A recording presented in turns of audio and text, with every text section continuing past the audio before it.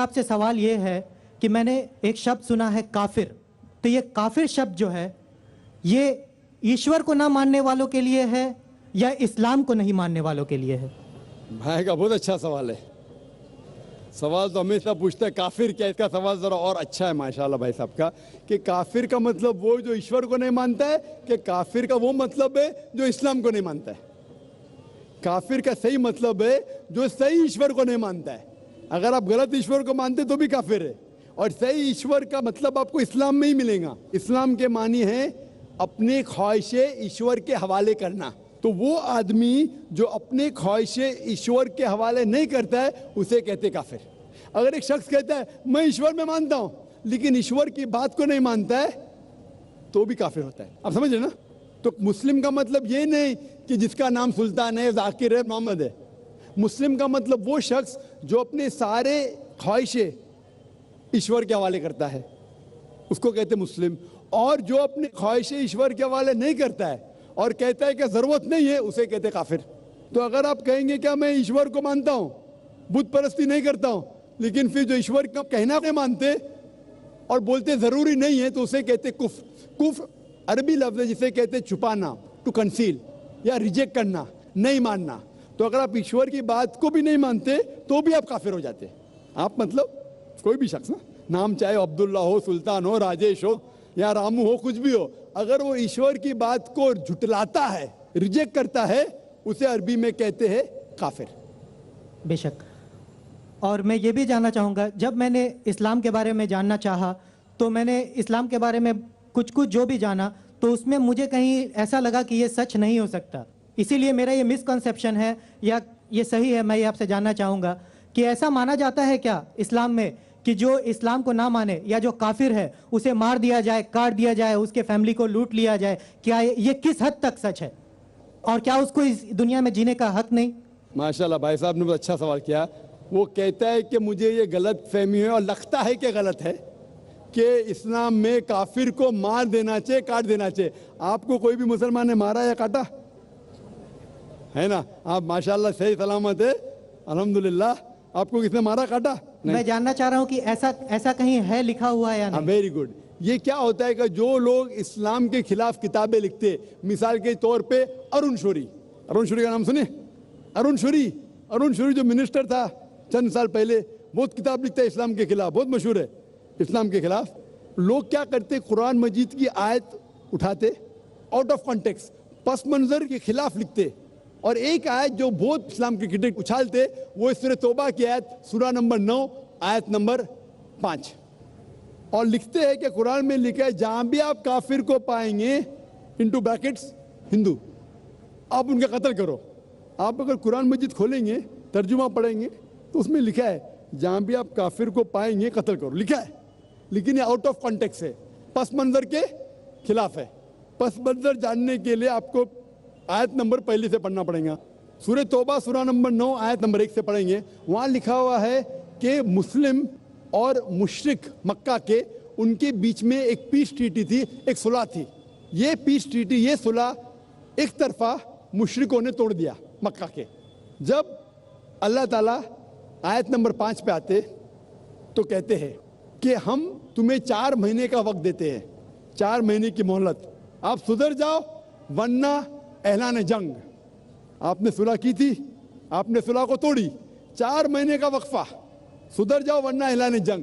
اور پھر اللہ تعالیٰ کہتے ہیں سورہ توبہ سورہ نمبر 9 آیت نمبر 5 میں، جنگ کے میدان میں جب بھی آپ کافر کو پائیں گے، مطلب دشمن جب آئیں گے جنگ کے میدان میں تو آپ لڑو، ڈرو مت. ابھی کوئی بھی آرمی جنرل آج کی تاریخ میں، سپاہ سالار، وہ تھوڑی کہیں گا دشمن آئے تو بھاگ جاؤ، وہ کہیں گا ڈرو مت، لڑو، مارو. تو یہ جنگ کے میدان کی آیت ہے کہ آپ جب دیکھیں گے تو ڈرو مت، مارو. جنگ کے میدان میں جب کافر تمہیں حملہ کرنے آ رہے، مارو. اور ارون شوری آیت نمبر 5 سے اڑی مارتے آیت نمبر 7 میں. اس نے کتاب لکھی ورلڈ آف فتواز اسلام کے خلاف. آیت نمبر 5 سے جب مارتے آیت نمبر 7 پہ. 5 کے بعد کیا آتا ہے؟ 6 کو کھا جاتے. کیوں؟ 6 میں اس کا جواب ہے، اس کے بیماری کا جواب ہے. آیت نمبر 6 میں سورہ توبہ کے اللہ تعالیٰ فرماتے کہ اگر کوئی کافر صلح چاہتا ہے اسے چھوڑ مت دو، اسے ایسی امن کے جگہ پر محفوظ پہنچاؤ کیا کہتا ہے اللہ تعالیٰ؟ اگر کوئی کافر صلح چاہتا ہے، امن چاہتا ہے، اسے چھوڑ مت دو، اسے سنبھال کے حفاظت کے ساتھ محفوظ جگہ پہ جا کے چھوڑو. escort him to a place of security. آج کا سپاہ سالار سب سے دیالو کیا بولے گا؟ دشمن کو جان دو. یہاں اللہ تعالیٰ کہتے صرف چھوڑو مت، ایسی جگہ پہ لے کے جاؤ حفاظت کے ساتھ جہاں وہ محفوظ ہے. سمجھ رہا؟ تو یہ قرآن کی آیت ہے. تو ان لوگ پس منظر کے خلاف کوٹ کرتے، اور جہاں بھی جہاد کی آیت ہے، جنگ کے میدان میں جب آپ ملتے غیر مسلم سے، وہ آپ کو قتل کرنا ہے، قتل کرو. اس کے بعد فوراً آپ پڑھیں گے سورہ انفال سورہ نمبر 8 آیت نمبر 60 کے بعد 61 میں لکھا ہے امن بہتر ہے. مہابھارت میں قتل کرنے کے کتنے شلوکات ہیں؟ کتنے؟ ہزاروں، قرآن سے کئی زیادہ. تو مہابھارت جانتے ہیں آپ نا؟ جب میں ہندو سے پوچھتا ہوں مہابھارت میں جھگڑنے کے کتنے، لڑنے کے کتنے شلوک ہے، تو وہ ہندو مجھ سے کہتا جہاد ہے کے خلاف میں کچھ نہیں کہہ، ہمارے دھرم میں بھی دھرم یدھ ہے. سنیے میری بات نا، دھرم یدھ ہے برابر.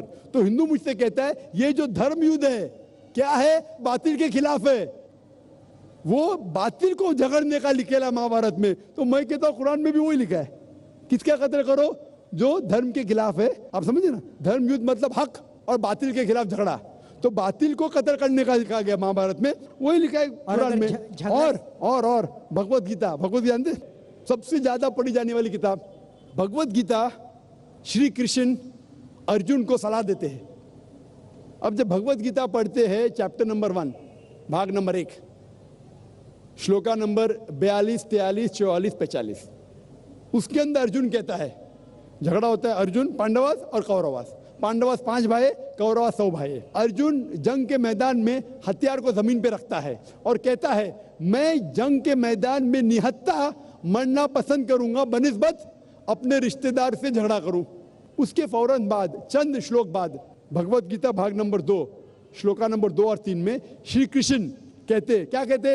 اے ارجن تو بزدل کب سے ہو گیا؟ یہ غلط خیالات تیرے دل میں آئے کیسے؟ تو نپنسک کیسا ہو گیا؟ امپورٹنٹ. شری کرشن ارجن کو کیا بولتے ہیں؟ امپورٹنٹ، نپنسک. کون کہہ رہا ہے؟ شری کرشن ارجن سے. بزدل کب سے ہو گئے؟ شتریہ کا دھرم ہے لڑنا. پھر بھگوت گیتا بھاگ نمبر 2 شلوکا نمبر 31 32 اور 33 میں کہتے شتریہ کا دھرم ہے لڑنا. اگر آپ نہیں لڑیں گے تو آپ سفلتا پائیں گے نہیں. شتریہ وہ خوش نصیب ہے جسے لڑنے کا موقع ملتا ہے. اور اکثر لوگ کہتے ہیں، اعتراض کرتے، اسلام کے دشمن کرٹکس، ہمارے اللہ کے رسول نے ایک حدیث میں کہا تھا کہ جہاد کے موقع پہ جب مجاہد جنگ کے میدان میں جاتا ہے، اس کا قتل ہوتا ہے تو وہ جاتا ہے جنت میں. لکھا ہے صحیح بخاری میں کتاب الجہاد جلد نمبر 4 حدیث نمبر 46 کہ جنگ کے میدان میں جب مجاہد جاتا ہے، اس کا قتل ہوتا ہے تو وہ جاتا ہے جنت میں. اگر وہ زندہ واپس لوٹتا ہے تو اسے دنیا کی دولت ملتی ہے. اکثر لوگ بولتے کیسا مذہب ہے، لڑنے پہ قتل کرنے پہ جنت جائیں گا؟ غلط مذہب ہے. لیکن بھگوت گیتا پڑھیں گے بھاگ نمبر 2 منترا نمبر 37 37 شری کرشن کہتے ہیں ارجن سے، اے ارجن اٹھ کے لڑ. اگر تیرا قتل ہو جائے گا تو سرگ میں جائیں گا، اگر زندہ واپس لوٹیں گا تو اسے دنیا کی دولت ملیں گی. ہو بہو جو اللہ کے رسول محمد صلی اللہ علیہ وسلم کہتے ہیں صحیح بخاری میں، وہی بھگوت گیتا میں لکھا ہے. تو ارون شوری جب تنقید کرتا ہے قرآن کے بارے میں، اس نے خود اپنی بھگوت گیتا پڑھا ہی نہیں. ارون شوری نے مہابھارت بھی شاید نہیں پڑھا. اگر مہابھارت اور بھگوت گیتا پڑھا ہوتا تو قرآن میں مسٹیک نکالتا ہی نہیں. اب سمجھ رہے؟